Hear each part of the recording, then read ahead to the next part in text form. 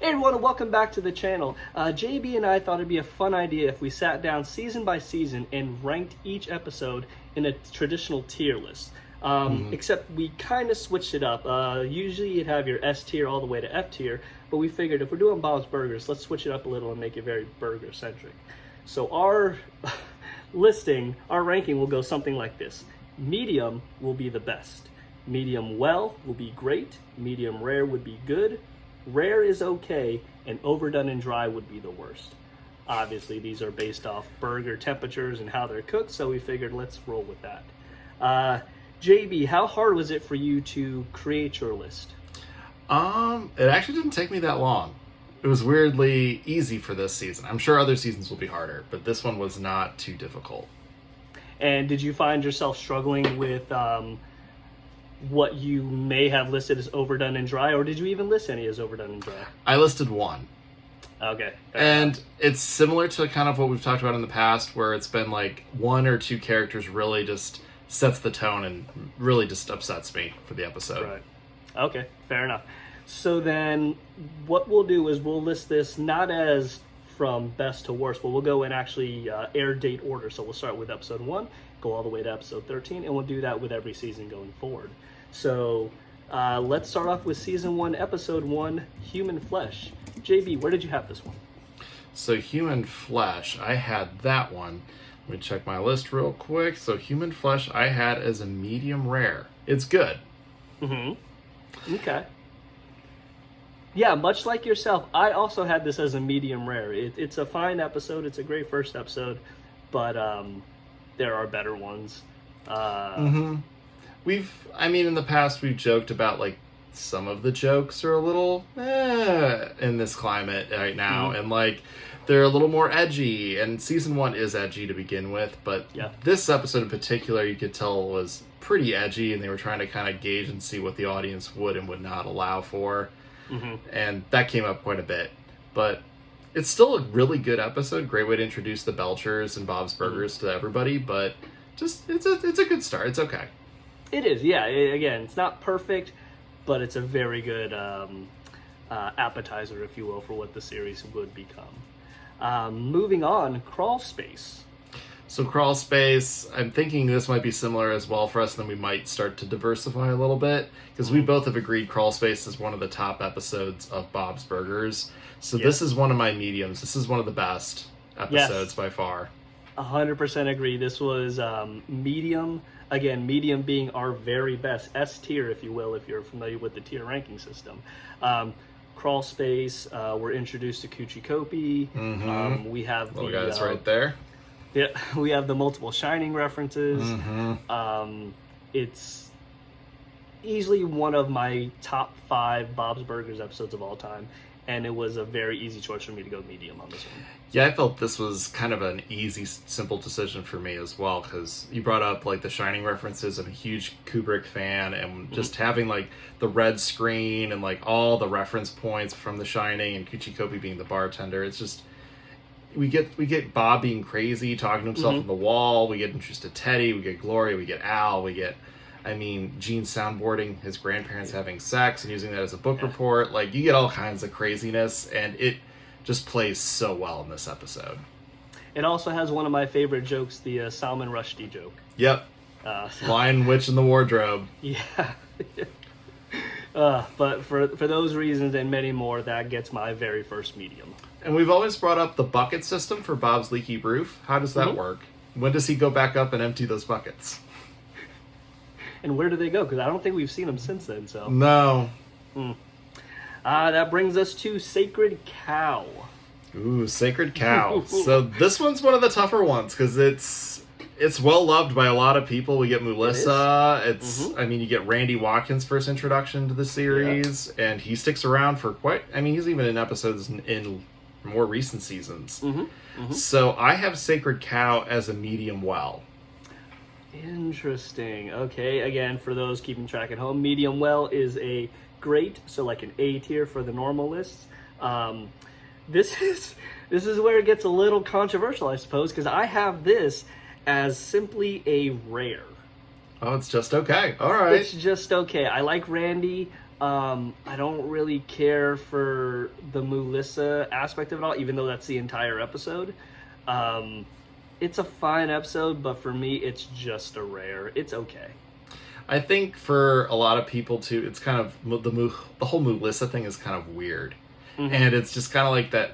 It speaks in like poop emojis. Like I think it's funny, but a lot of people are just like, you can kind of see how crazy Bob is getting with this, and it's starting to affect his whole family, and it's a lot of times off-putting that he isn't realizing how upsetting it is to his family. It definitely has some highlights when Bob passes out and he has that intimate one-on-one with Melissa. He's like, what am I doing? He's like, what are you doing? I think I'm about to kiss a cow. I think you are. I think you are. So juicy. And even with all that said, it's still got a rare for me. That's all right. Everybody's got their own thing. For me, this is just one of those that I love the Melissa bits, and I think they're hysterical. Yeah, no, I can understand why people would like it. So I fault nobody for that. That brings us to sexy dance fighting, our introduction to Gyro, of course. Where did you put this, JD? So this one I have as rare. It's okay. I like Gyro a lot. I like this episode in a lot of ways, but for me, it's a mood thing. I have to be in the right mood for this. Okay. I get really annoyed with how Gyro treats Tina at the end, and that kind of rubbed me the wrong way, where it's just like she did nothing wrong, and really Bob actually did nothing wrong. It's he kind of did and he didn't, but it was more like it's like this little turf war, like a peeing race literally between the two of them. All right, well, this is where we diverge again, because I have sexy dance fighting as a medium well. Ooh, great. I thought it was great. I love Gyro. The scene where they're describing the Troca de Cordas, and Teddy says it's she's becoming a woman. Yeah, and that whole back and forth, which we found out was ad-libbed completely. Yes. I want to pay my bill. Usually when Teddy and Bob are screaming at each other, Larry told us those are usually ad-libs.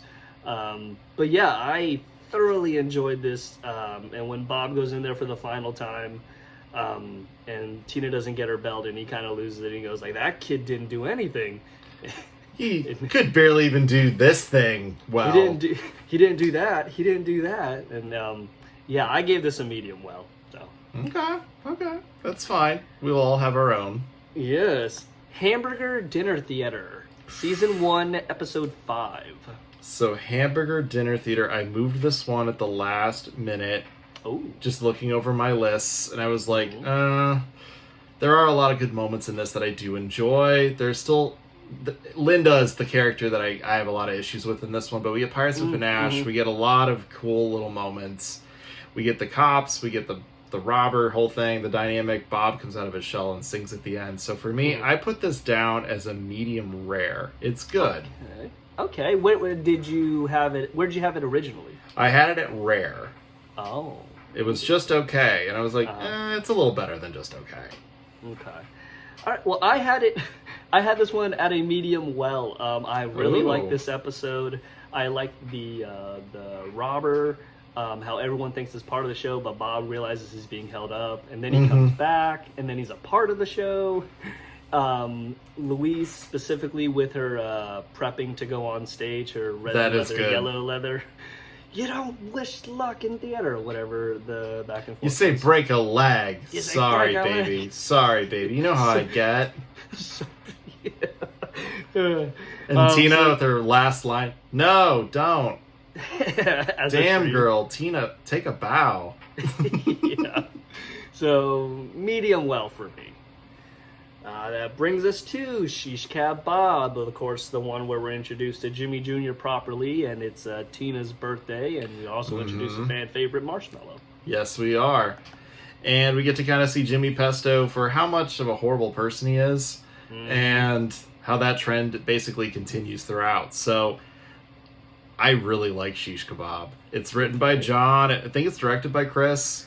And we've interviewed both. But I liked it before we even got to get to know them. This one is on my medium list for the season. It's solid. It's good. it hits all the right notes for me. Has the perfect burger of the day feel. Okay.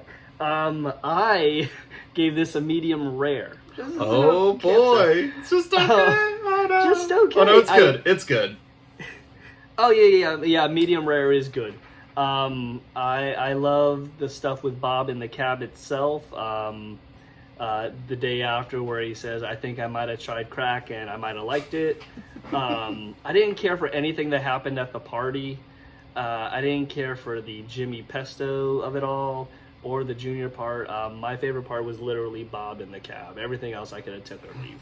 The cab I thought was great. Like, just the subtleties, like where he has the beaded seat cover and he's like, "Oh, I hate this," and then he's just like, "Oh, I get it, Matt. I get it." He's like, FM radio, which makes you think, like, do they not have radio in their car? But then, like, he kind of... Actually, they've never really had the radio on, have they? No.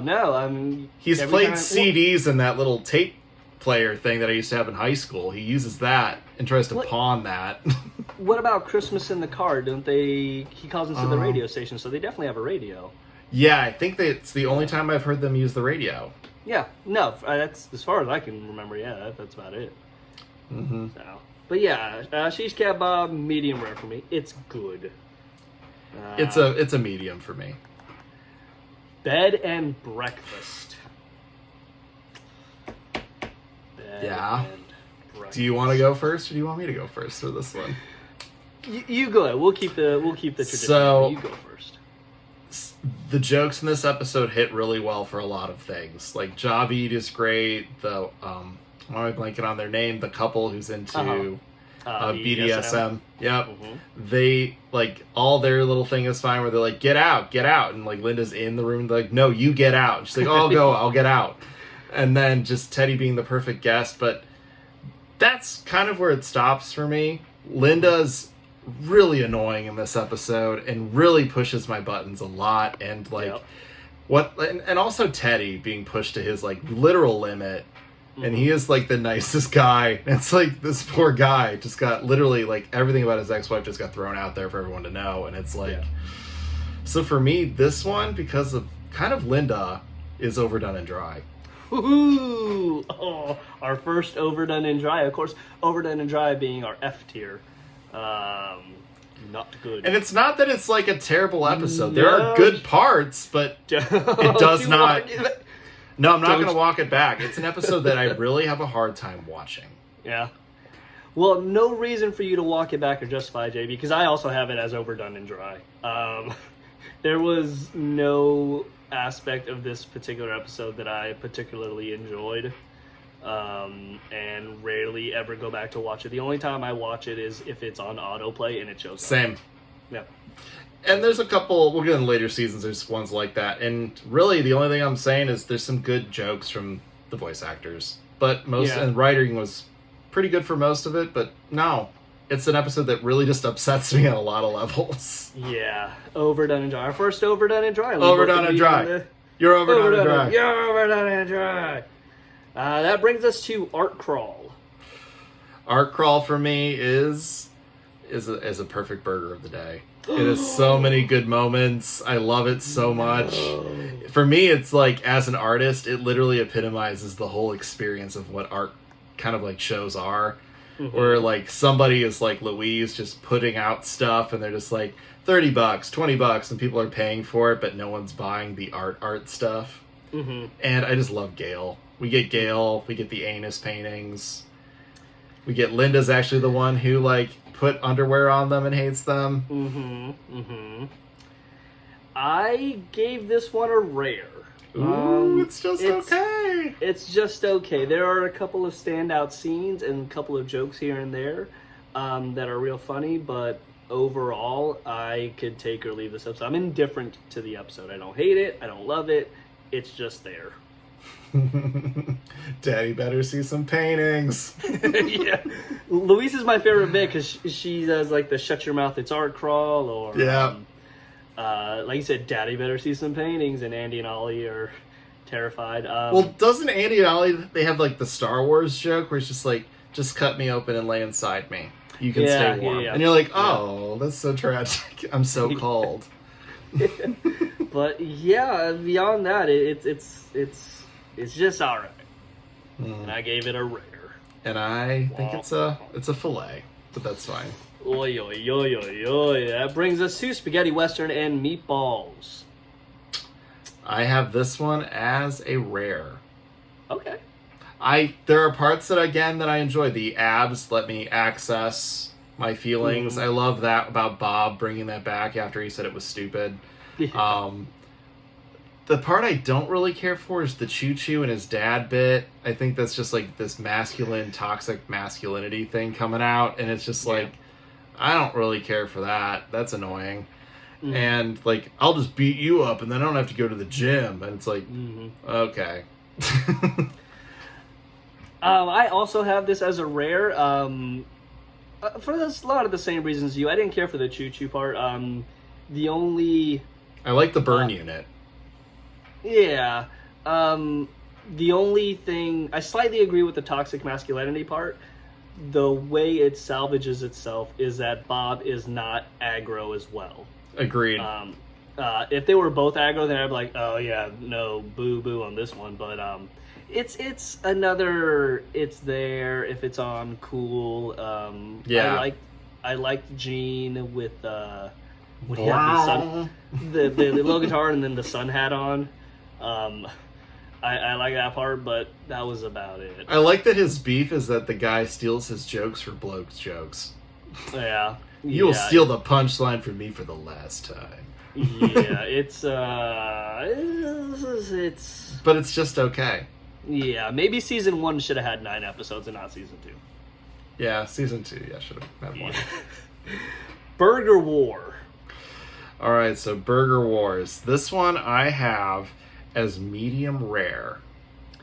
It's good, but it's not great. And for me, the fight at the end with Jimmy Jr. and Bob is great. Being introduced to Mr. Fish Odor is fun. But there are some moments where I'm just like, this is just kind of like, Bob just keeps getting crapped on the entire time. And it's just, as like a small business, like, it's just really sad to watch this other person just come in and just destroy him just to do it. Right. I had to rewatch this episode right before he made this list because I could not remember it. That should speak to where it is. This episode. This is a huge overdone and dry for me. Another one. I got no redeeming factors on this one, other than the end where Fish Odor was yelling at Jimmy. He's like, "Shut up, Jimmy! Shut up!" Beyond that, I didn't care for the plot line. Maybe Linda saying she wants her ashes thrown into Tom Selleck's face was fun. And Jimmy has a handsome face. But beyond that, yeah, we get introduced to pesto coladas. And Trev's voice being so different threw me off too. Yeah, it does. And also, Jimmy Jr. also is a little bit nicer in this episode too. It's just different. It's like, I don't know. The best redeeming factors for me, again, are Mr. Fish Odor. Like, when he's like, he's turning blue, what do we do? Punch him in the balls. No, Gene. Get the poster. No, we got to do something now. And, like, then when he's yelling at Jimmy, I love it. Because he's like, Jimmy, I'm talking now. Yeah. So it's, all that being said, it's still an overdone and dry for me. I only have it as a good, so it's kind of middle of the road for me. For sure. Weekend at Mortz. Oh. So Weekend at Mortz, I have down as medium well. It is a great episode, in my opinion, which means literally nothing. Okay. I have this. Where do I have this? I have this as a medium rare. Good episode. Yeah. Has its highlights. It's not one that I would say you have to sit down and watch if you've never seen an episode of Bob's. Yes and no. It's a good introduction to Mort. It definitely is. That's the part I like, is the Mort parts. Yeah. We get a lot from him. We get, why am I blanking on her name for the dating, which I enjoyed as well. I can't remember. Samantha. I know it's Samantha B who does the voice. But I like that whole part. I think it's hysterical that Bob wants to make a model of Speed, and that's how he relaxes. Yeah. Just little stuff about where the kids are like messing up the whole thing with the realtor. He's just like, our grandfather died, and he's in that hearse. And like, Mort, give the man a good price for the home. I like their bits. Yeah, I liked Drunk Bob as well once he gets out of the coffin, and then he goes back and confronts Samantha, and Mort's like, "Are you two in love?" He's like, "I don't, maybe." But yeah, it's a fine episode. And then the kids see a dead body. Don't open that drawer. Yeah. So yeah, it has the Weekend at Mortz song, which is dope. So it's a good episode. Everything in this house, someone has died on. And that's how he got such a good deal. Yeah. So yeah, it's a good episode, not a great episode, definitely not a best episode. It's a good episode. It's great for me. Fair enough. Agree to disagree. Lobsterfest. Ooh, Lobsterfest. So Lobsterfest for me is going to wrap up, it's going to wrap up my mediums, my best episodes. Okay. I love Lobsterfest. I think this is where we actually get to see Bob shine quite a bit.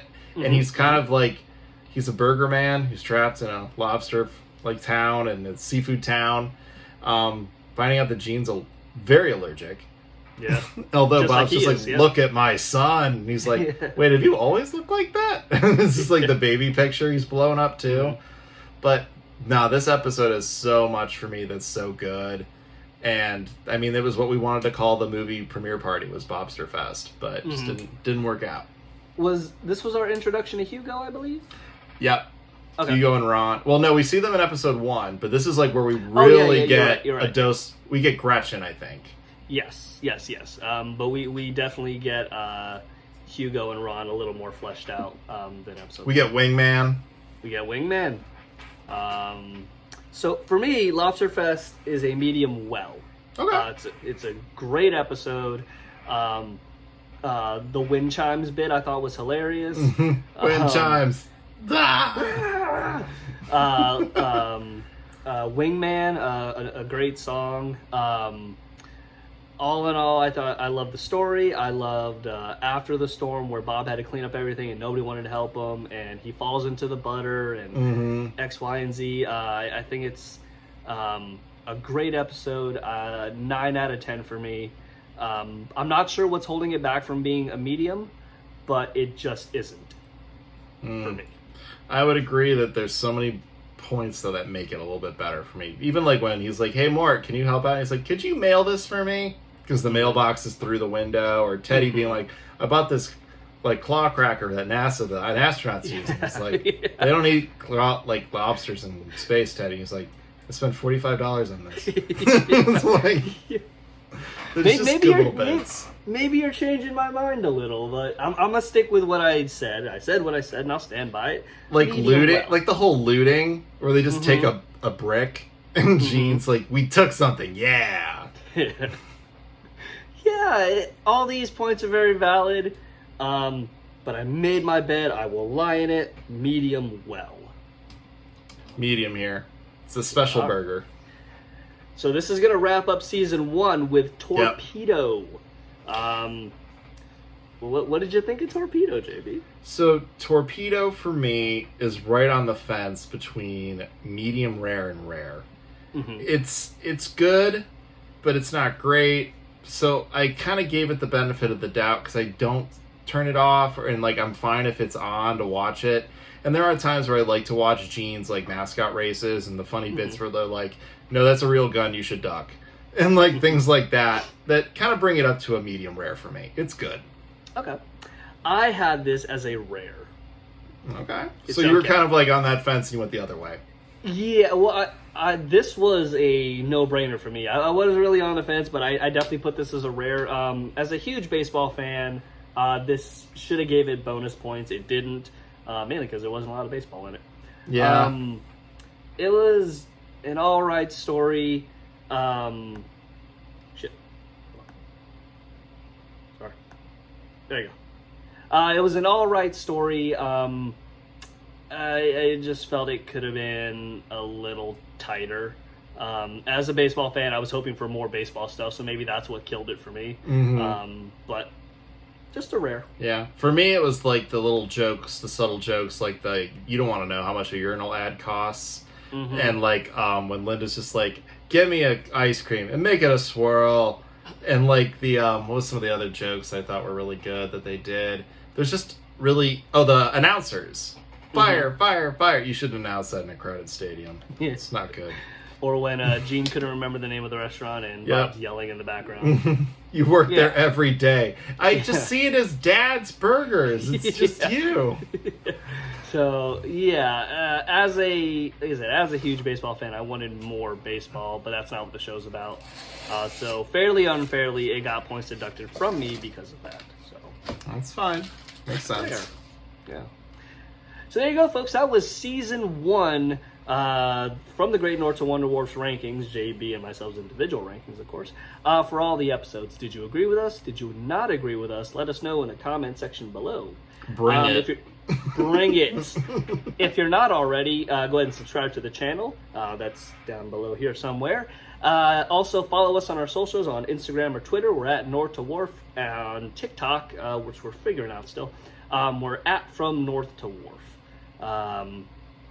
We also have merchandise. A link is in the bio on our Instagram, so check that out. We're always adding new merchandise there. But until next time, this has been From the Great North to Wonder Wharf, ranking Season 1 episodes of Bob's Burgers. I'm Mike. And I'm JB. And we will see you next time. See you guys. From the Great North to Wonder Wharf. All right.